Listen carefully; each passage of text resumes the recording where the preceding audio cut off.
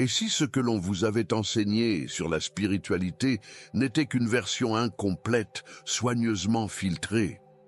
Depuis des siècles, des textes mystérieux ont été écartés, des vérités occultées, des connaissances enfouies sous le poids des dogmes. Mais pourquoi? Que cherchait-il à cacher? Une sagesse si puissante qu'elle pouvait libérer l'homme de toute autorité extérieure, lui redonnant accès à une connexion divine directe.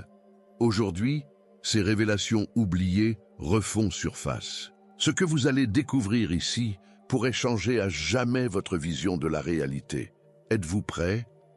Dans les recoins oubliés du savoir ancien, il existe des textes qui ont été écartés, relégués aux ombres de l'histoire spirituelle. Ces écrits, connus sous le nom d'apocryphes, contiennent pourtant des révélations qui pourraient bouleverser notre compréhension du divin. Ils faisaient autrefois partie des traditions des premiers chrétiens, offrant une vision plus mystique de l'univers, une connexion plus intime avec la lumière divine. Pourquoi ont-ils été laissés de côté? Peut-être parce qu'ils contenaient des vérités capables d'éveiller les consciences et de briser les structures établies. Dans ces écrits, on découvre des fragments de sagesse qui transcendent les dogmes. L'Ancien Testament grec, par exemple, inclut certains textes absents de l'Ancien Testament hébraïque, témoignant d'une transmission spirituelle multiple et nuancée. Le livre d'Hénoch, l'un des plus énigmatiques de ces textes, évoque des révélations célestes, des anges déchus et une ascension mystique que peu de traditions ont osé approfondir. N'est-il pas étrange que ces écrits, qui parlent de la transformation de l'être et du chemin vers l'illumination, aient été systématiquement écartés? Alors que l'histoire semble vouloir ensevelir ces textes, leur essence demeure, vibrante, prête à être redécouverte. Ce savoir ancien attend ceux qui osent questionner, ceux qui ressentent au fond d'eux qu'il y a plus à explorer, plus à comprendre. Et si ces manuscrits renfermèrent des clés pour une connexion divine plus profonde, pour éveiller ce qui sommeille en nous depuis des siècles? Ce que nous allons explorer maintenant pourrait bien révéler un mystère encore plus grand. Depuis les temps immémoriaux, l'humanité a cherché à percer les secrets de l'univers, à comprendre la nature de l'âme et sa relation avec le divin. Des civilisations oubliées ont laissé derrière elles des traces d'un savoir ancestral, gravé dans la pierre des temples, inscrit dans des textes sacrés, transmis à travers des rituels ésotériques. Ces traditions, bien que différentes en apparence, convergent toutes vers une même vérité, l'existence d'un lien profond entre l'être humain et une force supérieure, une lumière divine que peu parviennent à percevoir pleinement. Vous êtes-vous déjà senti perdu, déconnecté de qui vous êtes vraiment? J'ai créé 3 e-books transformateurs pour vous aider à vous reconnecter à votre véritable essence. Cliquez sur le lien dans le commentaire épinglé et entamez votre transformation dès maintenant. Ce savoir ancien que l'on retrouve dans les écoles de mystère d'Égypte, dans les rites des prêtres du temple de Salomon, ou encore dans les traditions hermétiques, nous enseigne que le monde visible n'est qu'un reflet d'une réalité plus vaste. Les premiers chrétiens, notamment les gnostiques, comprenaient cela. Ils savaient que la connaissance véritable ne vient pas d'une croyance aveugle, mais d'une expérience directe du sacré. Ils cherchaient à éveiller leur 3e œil, à activer leur glande pinéale, ce portail entre le matériel et le spirituel, capable de révéler des vérités cachées. Mais aujourd'hui, ce savoir a été fragmenté, dissimulé sous les voiles du temps. Pourtant, il n'a jamais disparu. Il sommeille en chacun de nous, prêt à être réveillé par ceux qui ont l'audace de chercher, de questionner, de ressentir. Et si une partie essentielle de cette sagesse résidait dans l'équilibre des énergies, dans une force souvent oubliée par les traditions modernes? Une force qui, autrefois, était vénérée aux côtés du divin masculin. Depuis des millénaires, une force sacrée a été reléguée à l'ombre, effacée des textes officiels, occultée par les dogmes. Cette force, c'est le féminin divin, l'énergie créatrice et intuitive qui, autrefois, était honorée aux côtés du principe masculin. Les premiers peuples vénéraient cette polarité essentielle, en Mésopotamie, en Égypte, et même en Israël, où l'on retrouve la trace d'Ashéra, la déesse oubliée, autrefois considérée comme la compagne de Yahweh. Elle était le symbole de la fertilité, de l'abondance et de l'intuition, un lien entre la terre et le ciel. Mais au fil du temps, cette énergie a été effacée, laissant place à une vision du sacré déséquilibrée, centrée uniquement sur le pouvoir patriarcal. Pourtant, les temples anciens, y compris le temple de Salomon, avaient été construits selon un équilibre parfait entre ces deux forces. Le Saint des Saints, lieu le plus sacré, représentait cette union. Un espace où le divin ne se manifestait pleinement que dans l'harmonie des polarités. L'exclusion du féminin dans les traditions ultérieures n'a pas seulement privé l'humanité d'une perspective spirituelle plus riche, elle a aussi désaccordé notre connexion avec l'univers. Aujourd'hui, alors que les consciences s'éveillent, le retour du féminin sacré devient une nécessité. Il ne s'agit pas seulement de restaurer une divinité oubliée, mais de réintégrer en nous cette énergie intuitive et créatrice. Et si la clé de notre ascension mystique résidait dans cet équilibre perdu, peut-être est-il temps de redécouvrir ce que les anciens savaient déjà.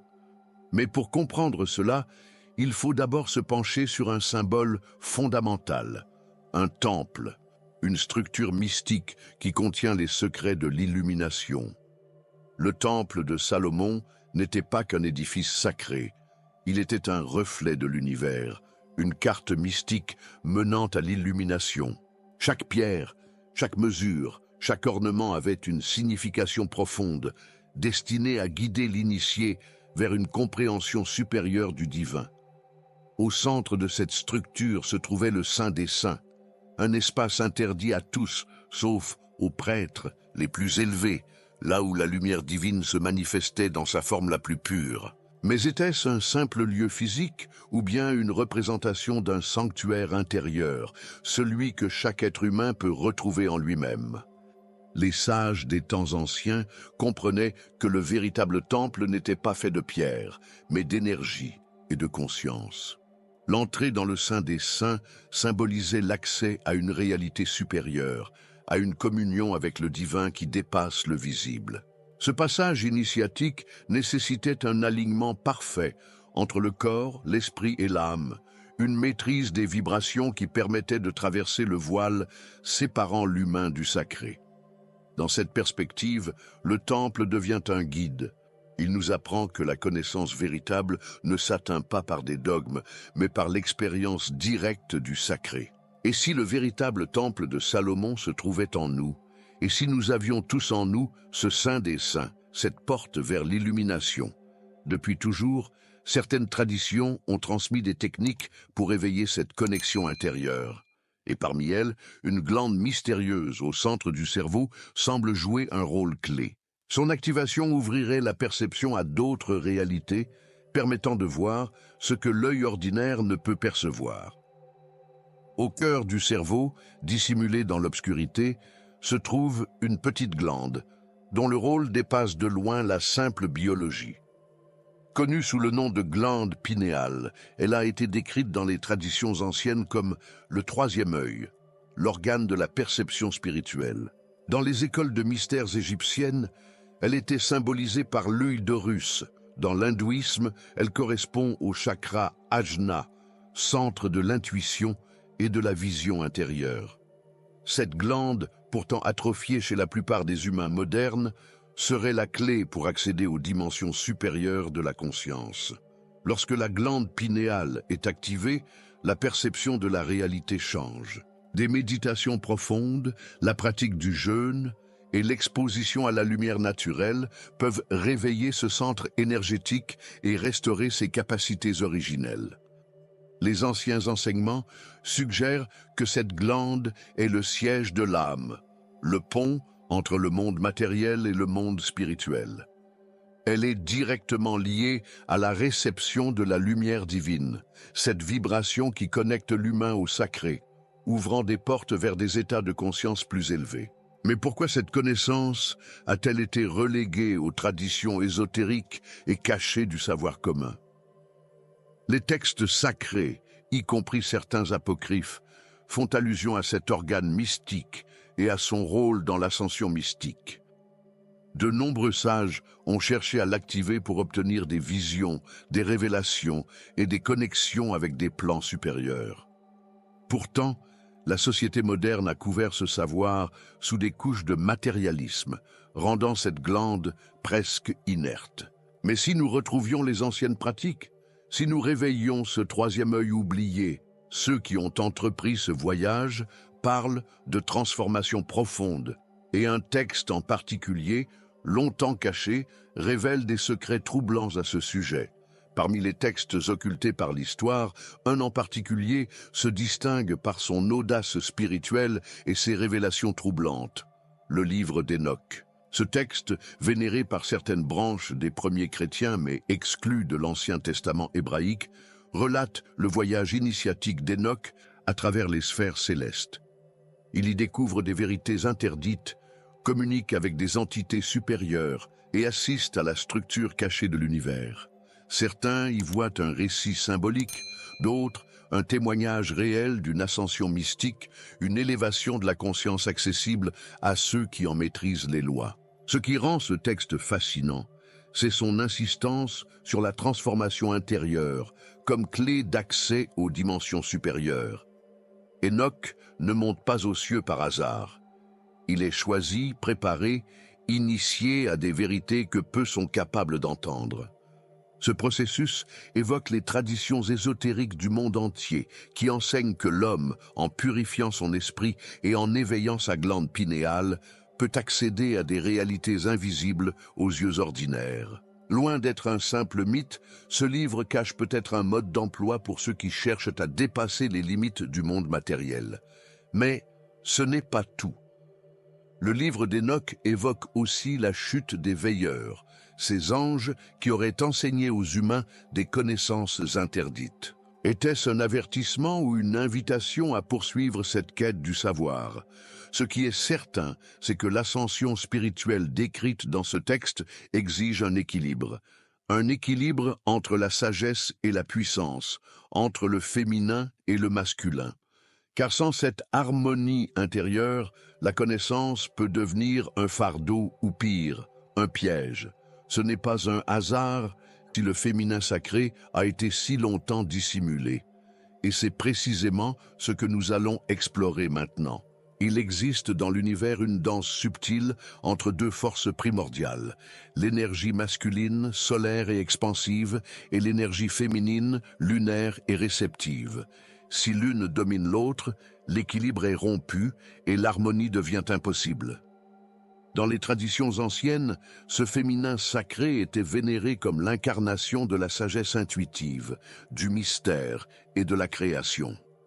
Pourtant, au fil du temps, cette force a été occultée, marginalisée, parfois même diabolisée. Était-ce un simple hasard? Ou la volonté de cacher un savoir capable de libérer les âmes et d'élever les consciences? Dans le passé, les prêtresses et les initiés jouaient un rôle essentiel dans les temples sacrés. Elles comprenaient les cycles de la nature, les mystères de la naissance et de la mort, et savaient canaliser l'énergie divine à travers les rituels et la méditation. On dit que le temple de Salomon, par sa géométrie et son agencement, reflétait cette union sacrée entre le ciel et la terre, entre le masculin et le féminin divin. Mais lorsque cette sagesse a été écartée, l'humanité a perdu une partie de son pouvoir spirituel, se coupant de sa véritable essence. Aujourd'hui, retrouver cet équilibre devient une nécessité. Il ne s'agit pas seulement de restaurer le féminin dans les pratiques spirituelles, mais aussi de le réintégrer en nous-mêmes. Hommes et femmes portent en eux ces deux forces. Les honorer, c'est se reconnecter à l'univers dans sa totalité. Mais comment retrouver cet équilibre? L'histoire nous montre qu'un être en particulier, dans sa vie et son enseignement, portait en lui cette union parfaite entre le terrestre et le céleste, un prêtre éternel dont la mission dépasse ce que nous croyons savoir. Au-delà des images traditionnelles, Jésus incarne une vérité plus profonde, souvent méconnue, celle d'un prêtre éternel, un initié maîtrisant les lois universelles et réconciliant les énergies du ciel et de la terre. Dans ses paroles comme dans ses actes, il dépassait les dogmes pour enseigner une connexion divine directe indépendante des structures religieuses établies. Il marchait sur l'eau, guérissait par la vibration, transmutait la matière, autant de signes d'une sagesse cachée, bien au-delà de ce que l'histoire officielle nous a transmis. Mais surtout, il représentait l'union du masculin et du féminin sacré, incarnant en lui cet équilibre parfait perdu par l'humanité. Dans la tradition ésotérique, Jésus n'était pas simplement un prophète ou un messie, mais un prêtre de l'ordre de Melchisédek, un ordre spirituel intemporel qui dépasse les lignées terrestres. Cet ordre, évoqué dans les apocryphes et certains textes mystiques, parle d'un savoir transmis aux initiés, capable de transformer la conscience et d'élever l'âme au-delà des illusions du monde matériel. Son enseignement ne prônait pas une soumission aveugle, mais une maîtrise intérieure, un chemin où chaque individu pouvait accéder au sacré par lui-même en éveillant sa propre lumière divine. Ce savoir, bien que fragmenté, ne s'est jamais éteint. Il vibre encore dans les enseignements cachés, dans les symboles et dans les rituels qui ont traversé les âges. Aujourd'hui, alors que les consciences s'éveillent, cette connaissance refait surface, appelant ceux qui sont prêts à redécouvrir leur véritable nature. Jésus, en tant que prêtre éternel, n'a jamais imposé de vérité figée. Il a offert une voie, un chemin d'élévation où l'homme devient le maître de son propre temple intérieur. C'est en renouant avec cette sagesse que nous pouvons retrouver l'unité, la paix et l'harmonie avec le divin. Tout ce que vous venez de découvrir n'est pas qu'une simple connaissance à contempler, c'est un savoir à vivre. Ces vérités cachées ne demandent qu'à être intégrées dans votre quotidien, dans votre quête spirituelle, dans votre éveil personnel. Et vous, ressentez-vous cet appel à explorer plus profondément votre propre connexion divine? Partagez votre ressenti en commentaire, dites-moi ce que cela éveille en vous. Et surtout, abonnez-vous car d'autres révélations vous attendent, des vérités que peu osent dévoiler. Le voyage ne fait que commencer. Si nos pensées pouvaient voyager à travers un champ invisible, si nos émotions pouvaient résonner au-delà des distances, et si la Terre elle-même était une mémoire vivante, un réservoir d'expériences humaines. Ce que certains appellent l'intuition ou la télépathie pourrait en réalité être un phénomène scientifique soigneusement étudié et pourtant, la CIA semble vouloir garder ses découvertes secrètes. Mais pourquoi? Vous êtes sur le point de découvrir l'un des mystères les plus troublants du champ magnétique terrestre. Ne manquez pas ce qui suit.